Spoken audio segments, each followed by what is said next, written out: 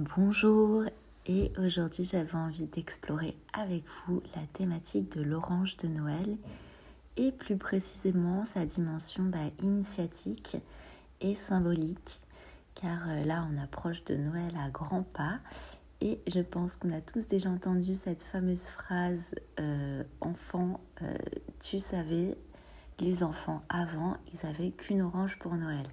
Voilà, une phrase avec on va dire une consonance clairement négative. Mais moi j'avais envie d'aller un peu plus loin et qu'on explore ensemble justement qu'est-ce que cette orange nous raconte, quel est son véritable cadeau, car c'en est un. Et tout simplement parce que l'orange de Noël, elle comporte un message qui est symbolique, initiatique, et même si au premier abord ça paraît pas être un cadeau super, détrompez-vous parce qu'elle transmet vraiment tout un langage initiatique. Et ça commence avec cette première notion que quand on pense recevoir une orange pour Noël ou l'association qu'on y fait, il y a tout de suite cette notion de pauvreté. Et cette pauvreté, il faut la comprendre à travers le regard de l'initié, c'est-à-dire que en opposition à la pauvreté, il y a le mot gâté. Être gâté, c'est être littéralement pourri de l'intérieur à cause d'excès. Là, en question, il s'agit d'excès matériel, que ce soit un remplissage, un surremplissage par l'aspect matériel des cadeaux, de la nourriture. Et on va parler de ça sur un autre plan qui est plus de l'ordre émotionnel et mental. Donc toute cette surcharge de préoccupations et de recherche absolument de remplissage fait qu'on arrive à une forme de pourrissement, d'être gâté de l'intérieur. Et du coup, en fait, la notion de pauvreté vient nous inviter à épurer toute cette surcharge matérielle, mais aussi de l'ordre plus émotionnel et mental, pour tout simplement accueillir les cadeaux de la Providence, mais qui sont d'un ordre plus subtil, puisque de toute façon, Noël, avant d'être inscrit dans la matière, il y a toute une installation des énergies dans le point subtil, au niveau des astres, qui se mettent en place, et après ça descend dans la matière pour incarner ces cadeaux, mais à travers notre dimension intérieure avant tout. Et c'est pour ça qu'il y a vraiment cette notion de pauvreté, dans le sens de se défaire, se détacher. Il y a vraiment la notion de détachement, mais pour accueillir toutes ces énergies et tous ces cadeaux subtils. Donc l'orange, ça va vraiment symboliser ça. Donc l'orange, c'est un fruit qui pousse au soleil, qui va apporter de la vitamine C. Là, sachant qu'on arrive donc à la saison de l'hiver, puisque le 22 décembre, on entre dans le solstice d'hiver, donc qui symbolise la nuit la plus longue de l'année, et en même temps le jour où les jours eux-mêmes commencent à se rallonger, donc l'entrée progressive du soleil qui s'installe de plus en plus, à la fois à l'extérieur mais aussi à la fois à l'intérieur.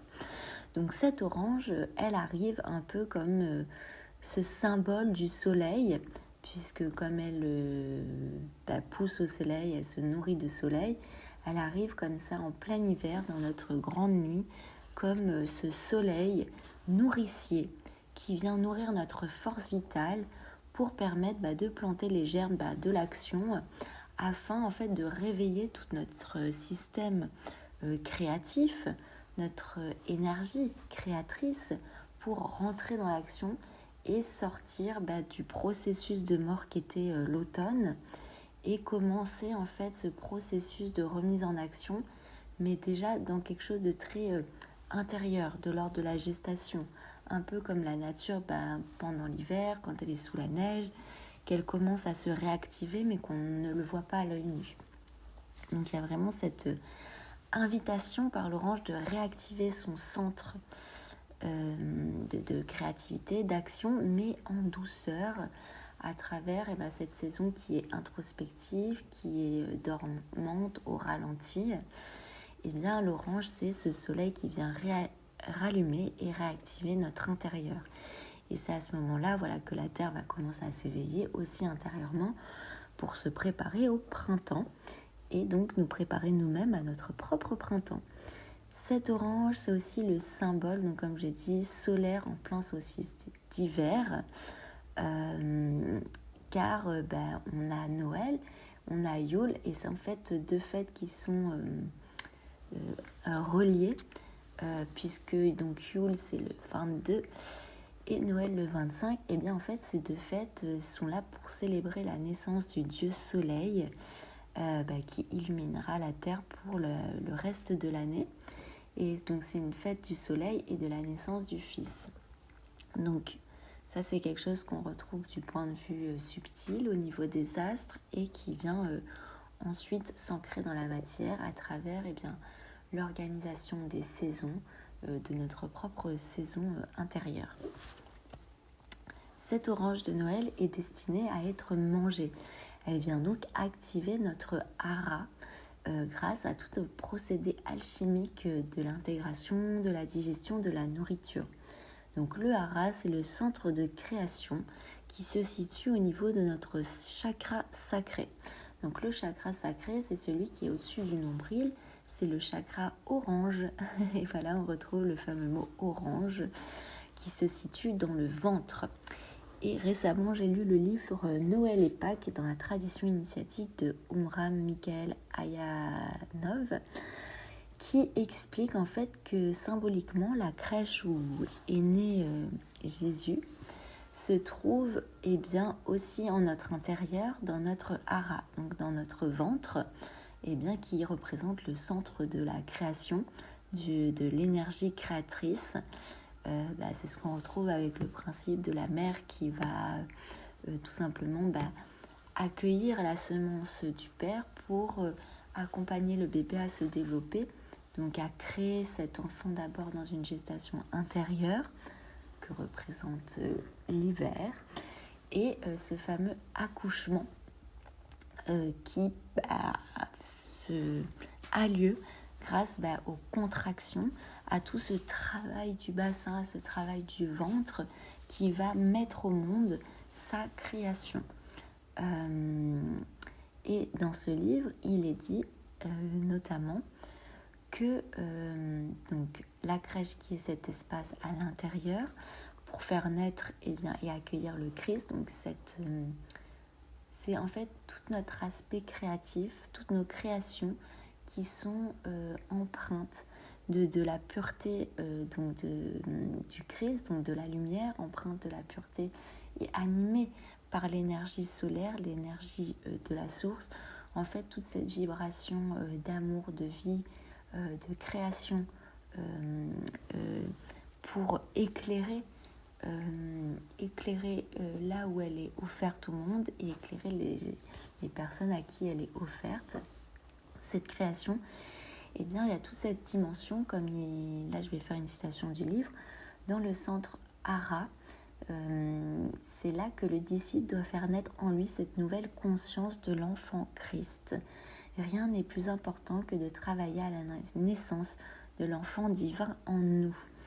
Eh bien oui, parce qu'en fait, cet enfant divin, toute cette dimension, c'est notre rapport à l'innocence, à la pureté, qui nous permet en fait de connecter à la pureté, à la joie, à l'insouciance, à l'impulsion de joie sans ce rapport mental, d'analyse, directement qui nous permet de canaliser et d'acter les énergies divines tout simplement dans la matière.